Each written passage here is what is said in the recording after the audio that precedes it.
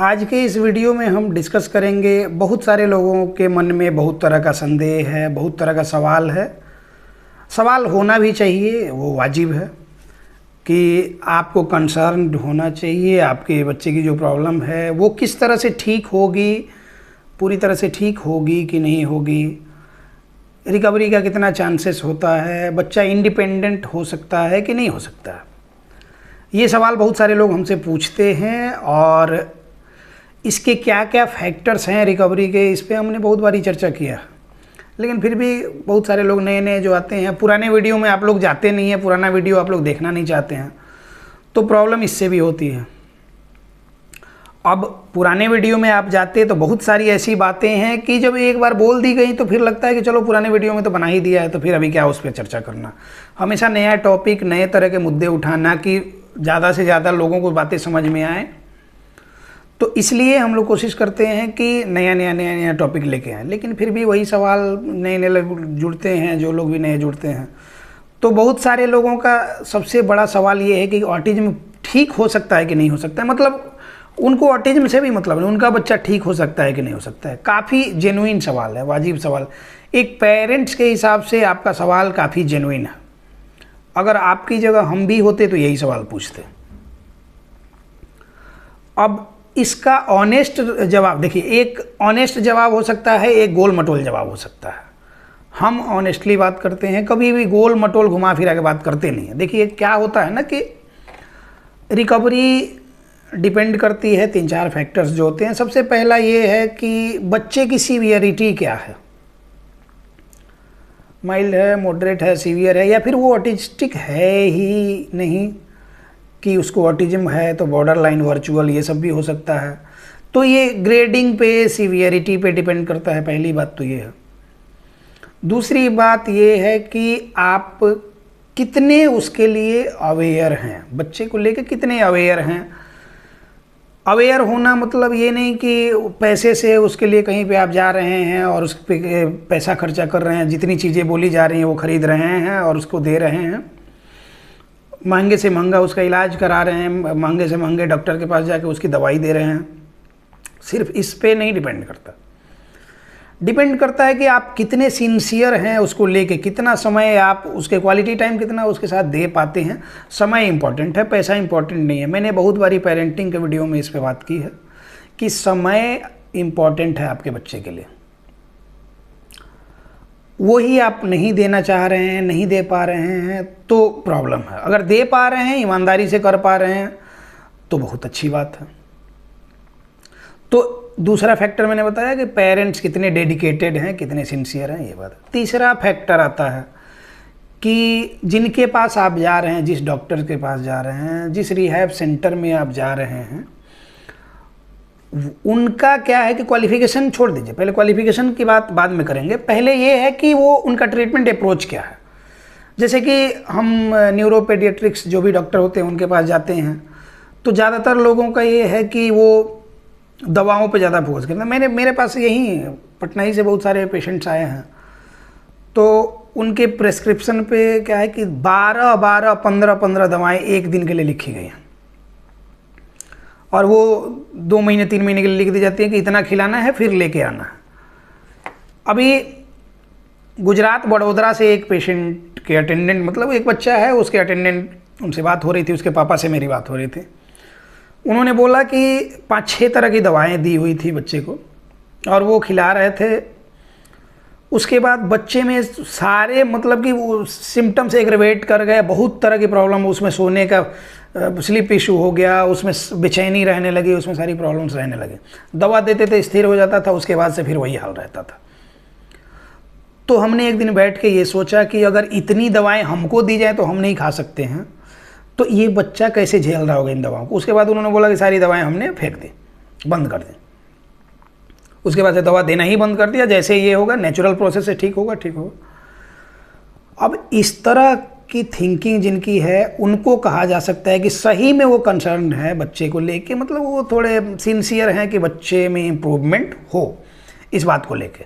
और इम्प्रूवमेंट किसी भी कॉस्ट पे नहीं हो, मतलब ये है कि उसको डैमेज करके आप देख रहे हैं कि थोड़ा शांत कर दिए, थोड़ा स्थिर कर दिए, तो वो प्रॉब्लम है। तो डैमेज करने का मतलब कि सीडेटिव ड्रग्स, एंटीसाइकोटिक ड्रग्स जो देते हैं हम, जिसमें कि आपको वो सीजोडोन और रेस्पेरिडोन वगैरह जो देते हैं लोग, तो एक तो वो डॉक्टर की बात हो गई। दूसरी बात ये कि जहाँ पे भी आप जा रहे हैं न्यूरो रिहेबिलिटेशन सेंटर में, तो क्या है ना कि बच्चे की डायग्नोसिस ज़रूरी है, एग्जैक्टली उसको है क्या, और उसके बाद से उसका प्रॉपर मैनेजमेंट ज़रूरी, प्रॉपर मैनेजमेंट प्लान ज़रूरी। मैनेजमेंट तो बाद में, management plan, proper management plan भी बन गया तो उसको प्रॉपर इम्प्लीमेंटेशन होना चाहिए कि बच्चे को जो नीड है पहले उस पर काम करें।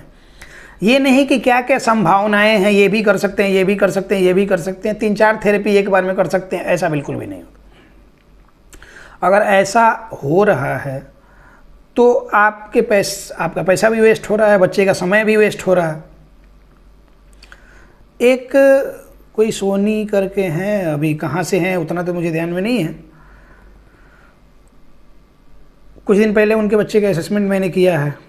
वो 1.5 साल से कहीं थेरेपी के लिए जा रहे हैं, काफ़ी मतलब कि लोअर मिडिल क्लास से हैं वो, और 1.5 साल से कहीं थेरेपी के लिए जा रहे हैं, जितना अफोर्ड कर सकते हैं वो जा रहे हैं। उनकी वाइफ भी शायद नहीं है, और बच्चे को मतलब वही उसकी दादी और दादा शायद, और ये संभालते हैं। टेलर हैं वो शायद, दर्जी। तो उनसे मेरी बात हुई, मैंने उनसे बात किया, सारी बातें जब ये करी, मैंने पूछा कि मतलब मम्मी की एज क्या है और जो हिस्ट्री वगैरह लेना होता है फैमिलियल, तो उन्होंने बताया कि वो मतलब नहीं है, कोविड में के टाइम में शायद वो एक्सपायर कर गए। तो तब से ये ही मतलब बच्चे को संभालते हैं। मैंने एक बार पूछा भी उनको कि जैसे आप तो फिर दूसरी शादी कर लेते ना, तो बोले कि नहीं, दूसरा आने के बाद पता नहीं इसको संभाले ना संभाले। तो एक फादर वो भी हैं कि बच्चे को लेके उन्होंने अपना सारा कुछ दांव पे लगाया हुआ है, बच्चे के लिए कर रहे हैं, और 1.5 साल से कहीं थेरेपी के लिए जा रहे हैं। मतलब ये नहीं कि उनका क्या पारिवारिक स्थिति क्या है और ये क्या है, मतलब ये है कि उन्होंने सारा कुछ दांव पे लगा के बच्चे के लिए 1.5 साल से कहीं लेके जा रहे हैं बच्चे को, लेकिन बोले कि जब से लेके जा रहे हैं कुछ भी इम्प्रूव नहीं कर रहा। तो उसमें क्या कारण हो सकता है? ये आदमी तो अपना पूरा एफर्ट कर रहा है, कारण क्या हो सकता है कि सही से डायग्नोसिस नहीं होना, या फिर सही से मैनेजमेंट प्लान नहीं बनना, मैनेजमेंट प्लान सही से नहीं बनना, या फिर सही से मैनेजमेंट प्लान का इम्प्लीमेंटेशन नहीं होना, यही कारण हो सकते हैं। तो इसके लिए ज़रूरी होता है कि आप ध्यान रखें। हम तो इसीलिए बोलते हैं ना कि पेरेंट्स का अवेयरनेस ज़रूरी है। अब जब आपको पता ही नहीं होगा कि मतलब इसमें सही प्लान होना क्या चाहिए, या फिर थोड़ा बहुत भी नहीं पता होगा क्योंकि आपको वहाँ बताया नहीं जा रहा कि इसमें ये है, इसमें हम ये प्लान करेंगे। फॉरेन कंट्रीज में इन सब चीज़ों को लेकर ईमानदारी है कि ये है, ऐसे ऐसे हम करेंगे। वो अलग बात है कि डेडिकेशन उनमें नहीं है, लेकिन वो समझाते हैं, चीज़ों को समझाते हैं। हमारे यहाँ वैसा नहीं है। हमारे यहाँ वाले को लगता है कि अगर हम समझा देंगे, ये समझ जाएगा तो भाग जाएगा। ज़्यादातर लोगों में ये है।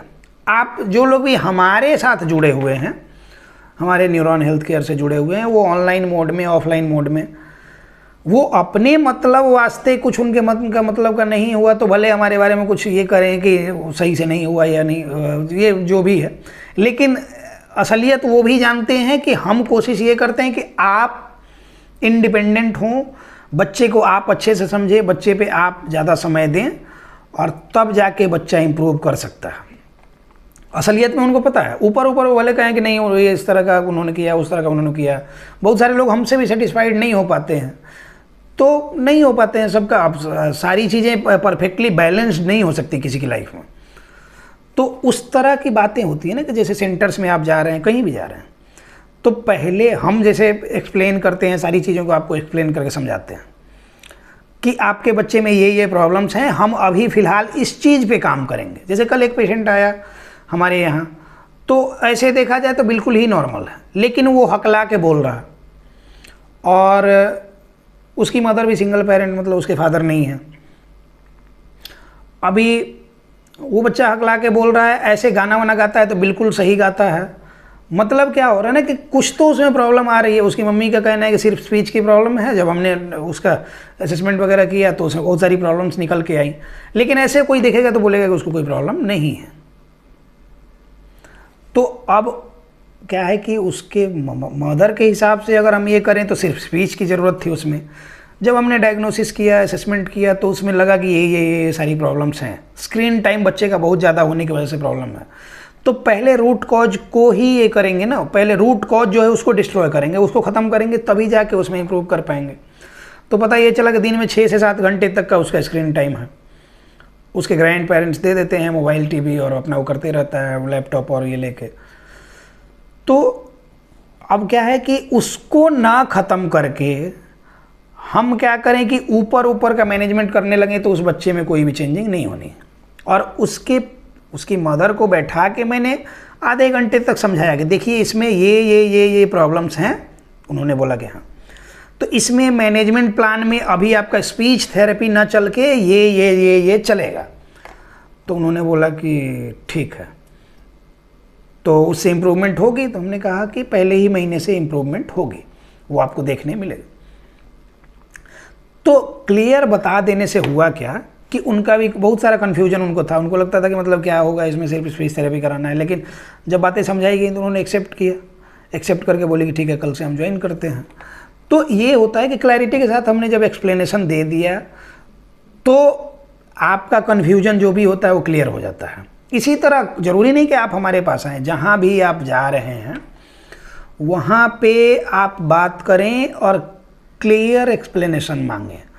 जैसे कि कोई भी ट्रीटमेंट प्लान बनाया, जैसे हमने ट्रीटमेंट प्लान बनाया, हम लिखते हैं ट्रीटमेंट प्लान में ये चीज़ें चलेंगी, तो आपको पूछने का पूरा हक है कि मतलब इसको कैसे करा जाता है और इससे क्या क्या बेनिफिट होंगे, मतलब उसमें फिजियोलॉजिकल चेंजेज क्या क्या आएंगे, बच्चा कैसे इम्प्रूव करेगा। तो वो एक्सप्लेन अगर कर दिया गया, जिसने कर दिया वो सही अप्रोच पे है।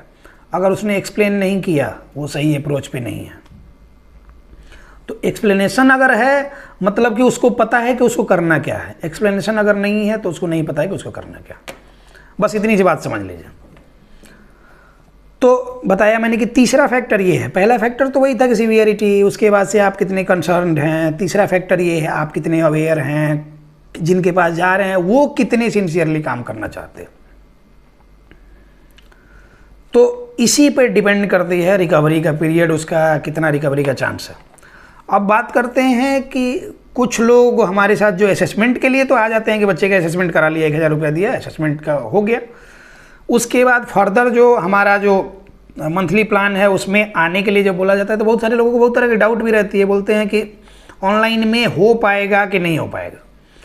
तो देखिए, कई बार हमने बताया भी है, 1-2 बार और समझा देते हैं कुछ वीडियोज़ में, कि जब तक आप हमारे पास आ नहीं जाते हैं तब तक सिचुएशन ये है कि something is better than nothing. मतलब थोड़ा भी अगर आप इम्प्रूव कर पा रहे हैं बच्चे को, तो क्या होगा कि उतना तो आपका बच्चा इम्प्रूव किया ना, और तुरंत आप हमारे वीडियो को देख के इम्प्रेस होके हमारे पास चले मत आएँ। हम कहते हैं कि भरोसा अभी के टाइम में किसी पे नहीं किया जा सकता ना। सोशल मीडिया का, टेक्नोलॉजी का ज़माना है। हो सकता है एडिटिंग कर करके अच्छा वीडियो दिखा दें हम ही क्या, किसी कोई भी, हम अपनी भी बात कर रहे हैं कि आपको अच्छी बातें सुना दें हम, और आप इम्प्रेस होके आ जाएं और उस तरह का कुछ आपको बेनिफिट ना हो तो फिर आपका आना इतना टाइम, वैसे वो सारा तो मनी और टाइम तो वेस्ट हुआ। आप कहीं जॉब में हैं, आपको छुट्टी वुट्टी लेने का जो टेंशन हुआ वो तो अलग हुआ, लेकिन जो एक्सपेक्टेशन आप लेके आए, जो उम्मीद लेके आप आए, वो उम्मीद पे अगर पानी फिर जाए तो कैसा फील होगा आप। फिर आप जाके ज़्यादा से ज़्यादा हमारे बारे में 2-4 शब्द उल्टा पुल्टा बोल सकते हैं, यही कर सकते हैं। लेकिन ये 10 दिन 20 दिन का पीरियड आपका काफ़ी मतलब टॉर्चर वाला होगा आपके अपने आप से। आपको अपने पे ये होगा कि हम क्यों चले गए, ये होगा वो होगा। इसलिए हम कहते हैं कि पहले आप ऑनलाइन सेशन में हमारे आ जाएं, वहाँ आप हमसे जुड़ लें, जुड़ के प्रॉपर बातों को समझ लें, बच्चे पे काम करें। हर दिन 25 से 30 पेशेंट्स हमारे साथ जुड़ते हैं ऑनलाइन में सिर्फ, और सब में कुछ ना कुछ बेनिफिट है। और ये जितने भी हमारे यूट्यूब चैनल पे कमेंट्स होते हैं वो उन्हीं लोगों के कमेंट्स होते हैं। वो बताते हैं कि कैसा चल रहा है, नहीं चल रहा, मतलब इम्प्रूव कर रहा नहीं कर रहा। समय जब मिलता है तो ज़्यादातर कमेंट्स मैं खुद ही पढ़ता हूँ। जो जिनका रिप्लाई करने का ये होता है रिप्लाई कर देते हैं। कुछ लोगों का रिप्लाई छूट भी जाता है तो आप लोग उसके लिए परेशान ना हो, आप लोग 2 से 4 में हमारे नंबर पे कॉल करके बात कर सकते हैं हमसे, कुछ भी आपको कन्फ्यूजन हो क्लियर कर दें। हाँ, ये है कि उस टाइम जब आप कॉल करते हैं 2-3 मिनट से ज़्यादा समय ना लें, क्योंकि और सारे लोग भी फ़ोन करते रहते हैं, परेशान रहते हैं बेचारे। तो इसीलिए 2-3 मिनट में आप बात करें। बाकी अगर और कुछ ये करना हो तो आप हमारे सेशन में जुड़ जाइए। किसी को फाइनेंशियल प्रॉब्लम हो तो वो क्लियरली आप बता दीजिए, क्लियरली आप बता देंगे तो आपके लिए भी एक हम अपॉइंटमेंट देंगे, आपसे भी पैसा नहीं लेंगे। हाँ, वो असेसमेंट के चार्ज लिया जाता है, ये बात भी क्लियर करते हैं यहीं पे। बहुत सारे लोग कन्फ्यूज हो जाते हैं कि क्या कैसे होता है। तो असेसमेंट का जो होता है वो 1000 रुपया लिया जाता है। उसके बाद अगर फाइनेंशियल इशूज़ हैं तो आपको वीक में 1 सेशन दिया जाता है, उसके लिए हम चार्ज नहीं करते हैं। कुछ लोग हमारे साथ ऐसे जुड़े हुए हैं जो कि उन्होंने क्लियरली बताई बात अपनी, तो हमने उनको हेल्प करी। अब क्या होता है ना कि हर सिचुएशन में पॉजिटिविटी में निगेटिविटी ढूंढने वाले भी बहुत सारे लोग होते हैं। जैसे कि अभी बताया गया टीम के द्वारा कि किसी एक लेडी ने, कुछ दिन वो जुड़ी हुई थी हमारे साथ, उन्होंने कुछ पेमेंट करा था, उसके बाद उनके मन मुताबिक समय नहीं मिला, उन्होंने ग्रुप हमारा छोड़ दिया। उसके बाद से वो पैसा वापस कर दीजिए, ऐसा ये करा। उसके बाद कुछ दिन तक इग्नोर हो गया मैसेज। तो उसके बाद उन्होंने बोला कि आप लोग ये नहीं कर रहे हैं, सेशन का टाइम नहीं दे रहे हैं, पैसा नहीं ये कर रहे हैं, रिटर्न नहीं कर रहे हैं, आप लोग ये हैं, फेक हैं, ये हैं, वो हैं, बहुत तरह की बातें उन्होंने करी। तो ऐसे लोगों के लिए क्या कहा जा सकता है, हम जो ये कर रहे हैं, आप अकेले इंसान हैं। अकेला घर चलाने में एक घर परिवार के मुखिया की हालत ख़राब हो जाती है। डेली 100-200 लोगों को मैनेज करना, वो कितना बड़ा काम होता है। तो इसमें कोऑपरेशन से चलता है। खैर, वो आपकी अपनी सोच है, आपका अपना माइंडसेट है, उसमें कुछ कहा नहीं जा सकता है। किसी को भी किसी भी तरह की प्रॉब्लम हो, मेरा नंबर दिया हुआ होता है। अगर मैनेजमेंट की तरफ से कोई जवाब नहीं मिला या फिर लेट हो गया, किसी भी तरह का आपके साथ मिसबिहेव हुआ, तो आप हमसे शिकायत कर सकते हैं। आपके साथ आप क्या है कि ऑलरेडी एक परेशानी से जूझ रहे हैं, तो हमारी कोशिश ये रहती है कि कभी भी किसी तरह से आपको हमारी तरफ से कोई परेशानी ना हो। लेकिन फिर भी किसी तरह की अगर मैनेजमेंट के स्टाफ की गलती से कुछ ये हो गया या इग्नोर हो गया, कुछ भी हो गया, तो आप डायरेक्टली मेरे नंबर पे कॉल करके बात कर लें। तो इससे क्या होगा ना, कन्फ्यूजन आपका क्लियर हो जाएगा। मन में बहुत तरह के सवाल, कन्फर्मेशन बायस्ड बोलते हैं हम ना, कि आपने जैसे सोचा कि रिप्लाई नहीं कर रहे हैं लोग, या फिर 500-1000 रुपये के लिए कोई आपके साथ गलत नहीं करेगा। ये रेपूटेड ऑर्गेनाइजेशन है एक, पटना में हमारे 3-3 सेंटर्स हैं। डेली यहाँ 50 पेशेंट मैनेज किए जाते हैं फिजिकल में। फिर भी उससे समय निकाल के हम ऑनलाइन में भी समय देते हैं। 25-30 पेशेंट डेली के होते हैं ऑनलाइन में। इससे हम समय निकालते हैं ताकि दूर दराज वाले लोगों को भी कुछ बेनिफिट हमारे से मिल सके। तो हम तो कोशिश कर रहे हैं कि हर तरह से लोगों की मदद करने की। बस आपसे मदद की ज़रूरत नहीं, आपसे सहयोग की ज़रूरत है। जिनको फाइनेंशियल इश्यूज हैं उनके लिए भी हम हेल्प करते हैं, और ये बात बार बार बोलने की ज़रूरत नहीं है। जिनके लिए हेल्प करते हैं उनको पता है, तो इसलिए बार बार इन सब बातों पे ये नहीं करते हैं। अब मेन बात हमारा ये था कि ऑनलाइन ऑफलाइन की जब हम बात कर रहे थे कि ऑनलाइन में ऑफलाइन में कौन सा बेटर रहेगा। कभी भी ऑफलाइन बेटर रहता है। आप हमारे सेंटर पे आते हैं, 4 से 5 दिन के लिए ही आना होता है। हम ज़्यादा दिन के लिए बुलाते ही नहीं कि आपको कोई परेशानी हो। 4 से 5 दिन के लिए आप आएँ, आप बच्चे का प्रॉपर असेसमेंट कराएं, उसके बाद प्रॉपर मैनेजमेंट प्लान आपको दिया जाएगा। कैसे प्रैक्टिकली उसको अप्लाई करना है वो सारी चीज़ें सिखाई जाती हैं। आप अपने घर जाएँ, वहाँ से ऑनलाइन सेशन में जुड़े रहें, किसी तरह की कोई परेशानी नहीं। आप जहाँ भी जा रहे हो जाएं, कोई प्रॉब्लम नहीं है। लेकिन अगर आपको लगे कि कोई मामला आपका सॉल्व नहीं हो पा रहा है, कोई मैटर आपका सॉल्व नहीं हो पा रहा है, कोई इशू रिजॉल्व नहीं कर पा रहा है, आप उन लोग से पूछते हैं तो उन लोग टाल देते हैं कि नहीं, आपको घर पे करने की ज़रूरत नहीं है, हम लोग यहाँ कर रहे हैं, काफ़ी है। तो ऐसे लोग भी जो इस तरह की समस्याओं से जूझ रहे हैं, जिनके बच्चे को ले लिया गया, दरवाज़ा बंद कर दिया गया, दरवाजे के पीछे क्या चल रहा है नहीं पता है, तो इस तरह की समस्याओं से जो जूझ रहे हैं वो लोग भी हमारे साथ जुड़ सकते हैं और प्रॉपर एक होम प्लान ले सकते हैं, ताकि आप ईमानदारी से घर पे काम कर सकें।